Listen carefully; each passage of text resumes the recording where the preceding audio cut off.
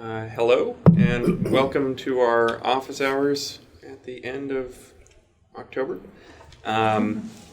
So I think we'll go over just a really quick summary of what we did in since the last office hours. There's quite a bit of travel in there, so it's a somewhat light change log, but we have started working in earnest on our end-to-end sample app, xfBBQ, which is a workplace barbecue scheduling application written for the web with a Harmony Core backend. Its purpose is to gratuitously demonstrate all of the features we can possibly cram into such a small app, but we're hoping that it turns out to be a pretty good example of how to do everything. We also did a bunch of work on supporting custom fields. So if you have a custom date time that's not standard, like a date period or something like that, where you have to minus 999 from the JJJ section of your Synergy date in order to make it into a normal looking date. Then you can do that with the custom field support. We've also fixed some bugs, which was good. And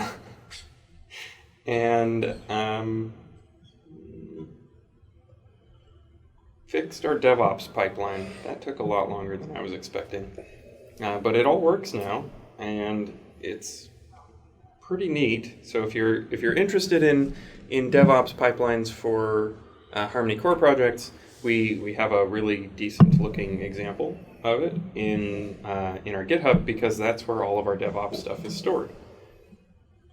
So if you want to look at our YAML pipeline, it's called azure-pipelines.yml at the root of our Harmony Core GitHub. And if you don't know what a YAML pipeline is, then ask it in just a moment, and I will tell you all about it. All right. Well, that's about it for our status update. Oh, one other thing. I did finish implementing the serialization half of our performance enhancement for traditional bridge, so that it's now using the much faster runtime built version of the JSON serializer rather than the one that we wrote in language that we use pre version 11. So that part's in there. That's not the whole job, because we still have to do the deserialize portion of it as well. But it's in progress, partway done, and that particular part is a individual deliverable that can be used. And with that, I think I'm going to open it up for questions, see what we get out of that. There was a question, which was, I noticed that using filter in OData request was only checking if the field was prefixed by my value and not doing an exact match. And was that intended? No. Not likely. I mean, that is EQ versus EQS. I know what the problem is. We do have to be able to specify the difference between those two things. In select, double equals behaves like EQS, like it does nowhere else. Everywhere else in the language is an EQ, but in select it's an EQS, which could be the problem. Now, we have a distinction in the code somewhere for how to get one or the other. I'm just not sure exactly how that's exposed. I thought the way you filtered that was with starts with, but I can look it up. Noreen, when you say, what am I trying to ask? Are you doing a full key match on a duplicates key, or are you doing a partial key read, or does it not matter? Doesn't matter. Doesn't matter either way. Okay. There's something we can test. Well, I'm going to make a GitHub issue for this because there's going to be some kind of answer and it's going to apply to other people as well. I see a code path in here where we either decide that this is getting full compared or not so full compared, and I don't remember how it is deciding to do one or the other. But I can get that answer. She followed up, is there a way for the client to get the structure of a file's key using Harmony Core OData? Must be buried in the metadata somewhere.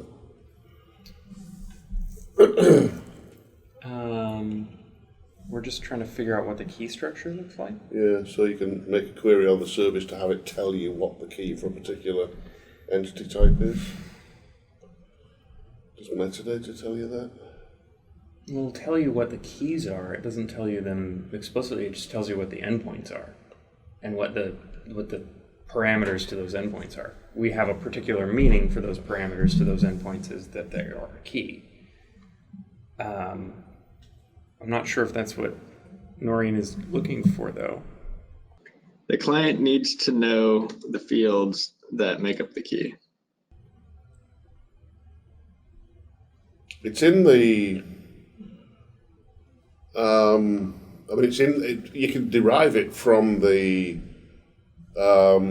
generated Swagger documentation for sure. The dollar metadata stuff is probably an easier place to go for that, I think. Yeah, but like I say, for sure, if you go to the home page of the Swagger documentation, and if you're not already doing that, if you're generating that the old way, maybe. Oh, we do have. So in the dollar metadata, there's a section that says key, and there are sections called annotation, and it says term equals OData community keys v1 alternate keys. Okay. So the actual key is defined there in the XML, and then through those alternate key annotations, there's also the individual alternate keys and the properties that make them up. Is there a type in here? I think there's types in here as well. You might have to actually derive the field type from the rest of the document, because it doesn't specify explicitly the type of the key field, but it's telling you what the property is that makes up that key field. So you can get it from the rest of the metadata in there as well. Just threw this stuff on the.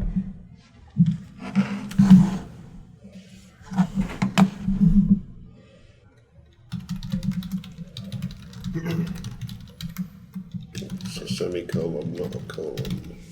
And she says, so can we use the $ metadata to also do front-end validation for fields defined in RPS as well? Yes, you can.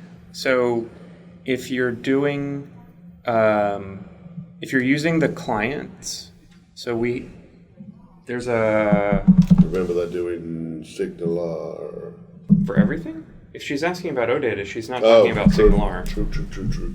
So the OData client that I think we're currently recommending, I'm going to hold that for a moment and I'll get back to it because I need to show stuff. That should get you there.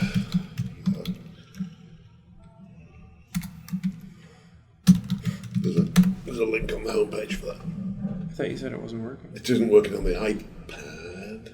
Did I mistype something? Just go to the... It literally worked on my machine. Azure websites.com. I always do that. Yes.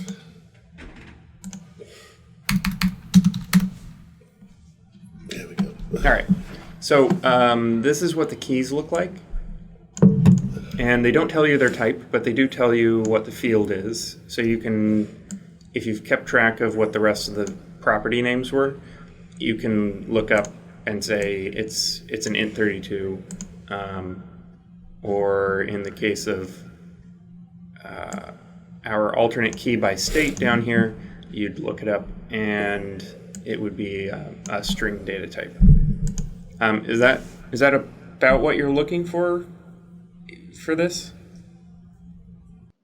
Will the key show multiple fields if the key is made of more than one field? Yes, it will. We don't We have don't an have example any, of I it don't here, think. but this thing is a collection, and so you'll get one record per key field. So you should get the whole set of them in there. Right. The other thing I was going to mention specifically for Noreen is I think at the time we did their implementation, it was prior to the work you did on versioning. So they're probably not doing versioning and therefore probably not doing the automatic generation of the Swagger docs.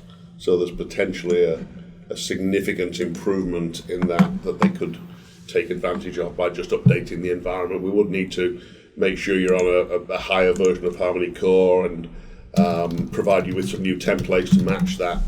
But we should look at that at some point. It might be that we should get on a call with them specifically to investigate just doing an update for them or with them. So this is my answer to the other part of the question. So this is the client that we're currently using in another project, from .NET to OData. It does use the dollar metadata endpoint information in order to validate that the request that you're making is actually the correct types and the correct everything.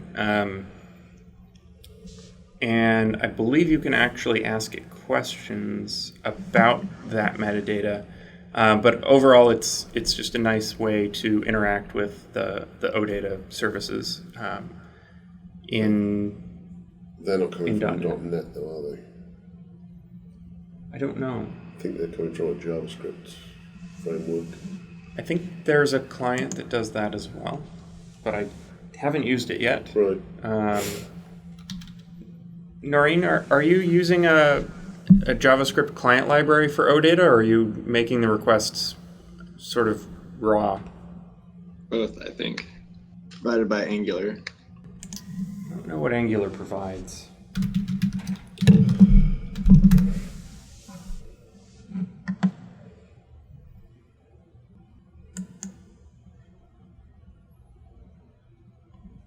Is it this thing? Not sure off the top of my head. Okay. Well, we can dive into that later. Like Steve said, we probably want to schedule a call with you guys specifically to upgrade your versions of some things so that you get the OData versioning support and better Swagger support for your OData endpoints. Do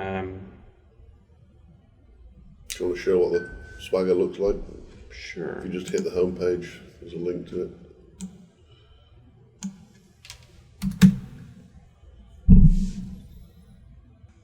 See, I was just on there a minute ago. There we go. Wow, that is slow. Oh, there we go. So basically all of the get endpoints there are the things you're looking at.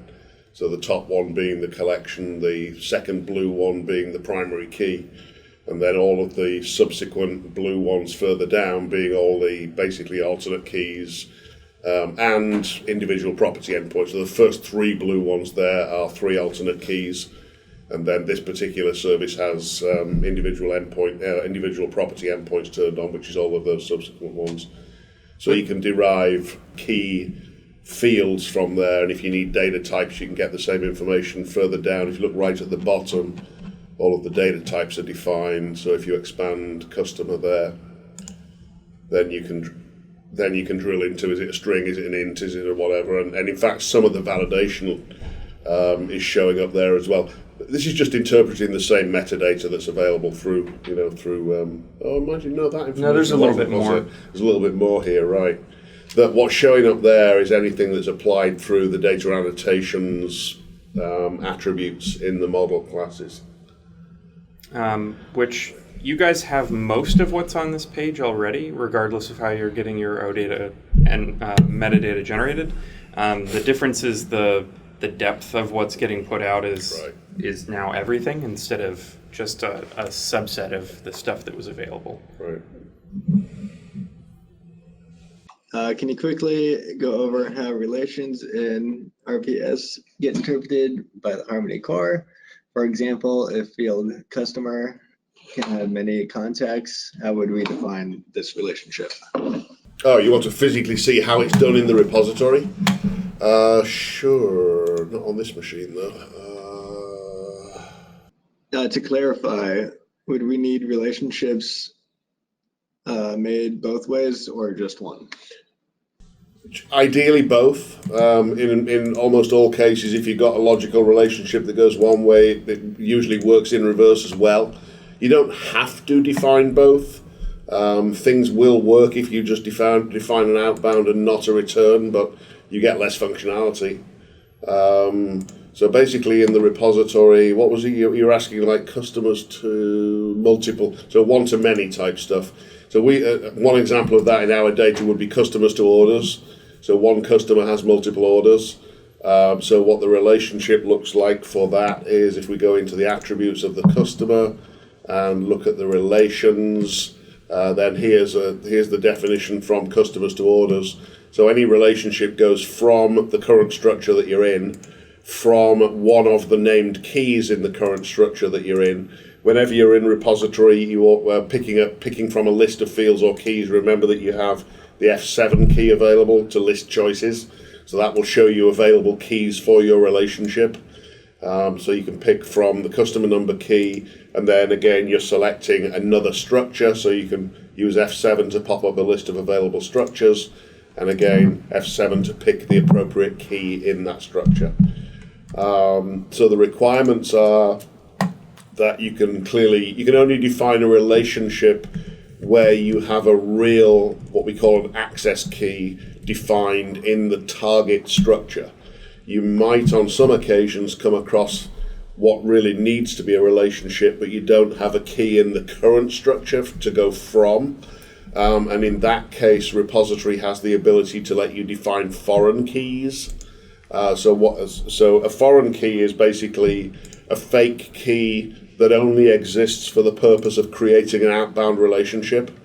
So in your key list, here for example, we have there is a field in the customer record called the customer's favorite item, but it is not a key on the customer field, but it does target the primary key in the item file.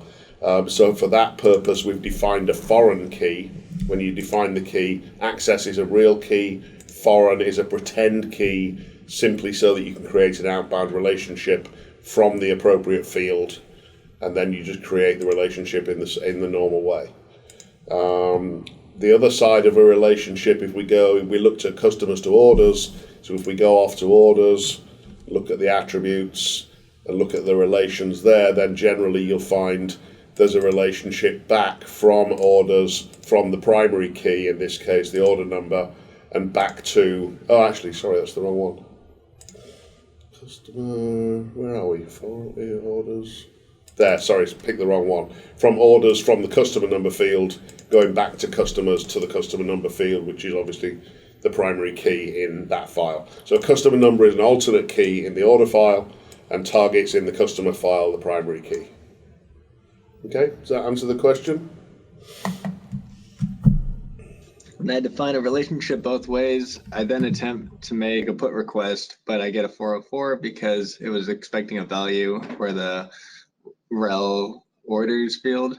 If rel orders was marked as required somehow. So you know the logic that you put in for relation validation? But how does that happen? I don't know, but the way you turn it off is with the JSON file. Okay. So we did do some work in that area. I think we talked about it in the last office hours, where if you are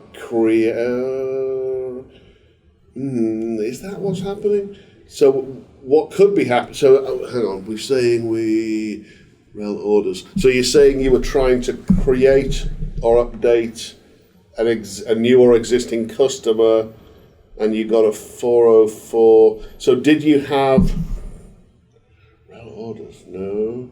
It's a required relation somehow. It's been defined that way to the generator. How does that go? Yeah, okay. We need to look into that, Noreen. It's probably related to we did do some work in that area recently that we only do validation we only do validation from properties to other structures, not from relation properties. We only if there's a field in the structure that points to another structure. That's not there is not in this case. Okay. So I don't think it is that. We'll need to dig into that. Can you send us an email, Noreen, with exact details of what you were trying to do? Was it were you trying to put an existing one, or was it a new one? And do orders exist for that? Well, if it's obviously if you're creating a brand new one, there would not be any orders in the other end. If you were updating an existing one, there may or may not be existing orders at the other end. So can you kind of define exactly what you were doing, and we'll try and repro that and dig into it. I've made a GitHub issue for this, so we can at least track it somehow. Okay. I think I'm going to ask a real quick question just because we have Noreen here, and I want to gauge some interest real quick. So on a scale of 1 to 10, how useful would it be to have repository have one of these? 53 is my answer.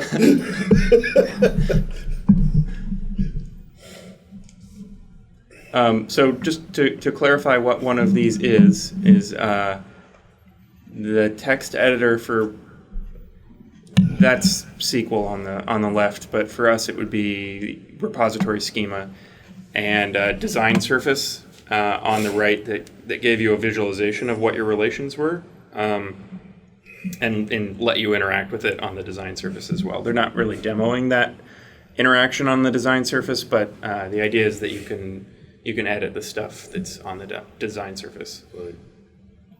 Right. My immediate thought would be that for most of our customers' repositories, there are going to be thousands of items on that display surface. Which is why it's got a zoom on it.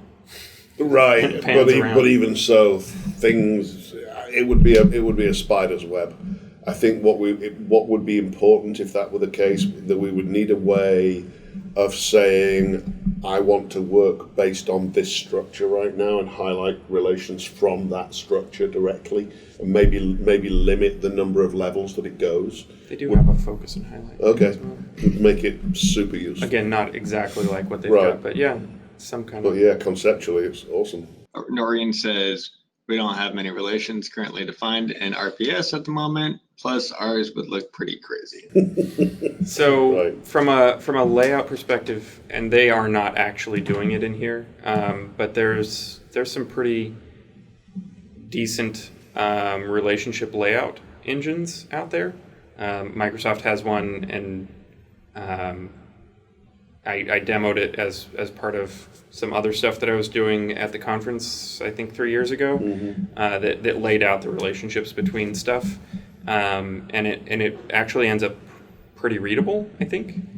But yeah, focus and limiting levels and being able to work in a really, really large repository with 800 plus structures and Would be thousands a of fundamental relations. Yeah.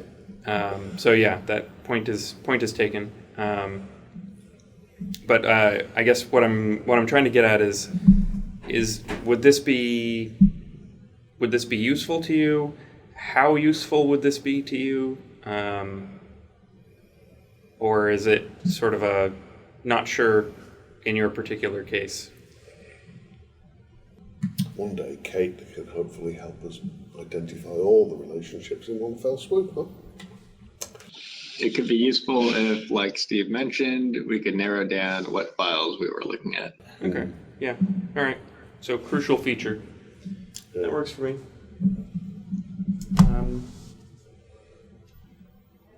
Do you have anything else you want to talk about? Don't think so. We probably should mention the Rev 11 thing. Oh yeah. So version 11 of Synergy comes along with Rev 11 licensing for Synergy. Hopefully we've gotten marketing material out to people about that. I think we've talked about it. For a while. For a little while. I mean, we've talked about it for a little bit longer than a little while. But the specifics of making it happen are, actually happening. So what that means for Harmony Core is that we have probably got a dependency for the .NET side on Rev 11 licensing. So it doesn't mean that you have to install version 11 of Synergy, but it does mean that your license server ideally has had the Rev 11 licensing upgrade package applied to it. There are some ways around it. They're not really recommended, but in terms of things that you can do versus things that you should do, you can actually work around that requirement for now. So yeah, I guess this is your heads up that you might want to look at Rev 11 licensing so that you don't find yourself in a situation where you urgently have to take it in order to get like a fix or features or something like that. And for now, it's only going to affect your internal systems because it's just the Harmony Core stuff that we're talking, and just the .NET side of the Harmony Core stuff here. So it's really your development systems we're talking about at the moment. Although at the point where you start to think about deploying services to other people's servers, perhaps that would obviously, that requirement would move there as well. But again, like Jeff said, it doesn't mean necessarily going to Synergy 11 right now, but it's more about updating the license servers. And as an ISV, remember, this is the thing, Rev 11 is the thing that gets you the automated installation of keys when subscriptions and things renew. So there's a big plus side for an ISV as well, not having to manage those annual keys. So just bring that up with the rest of the team, Noreen, and make them aware. Again, if you need more information about that, give us a call. We done? I think we are. All right. All See you later. Bye.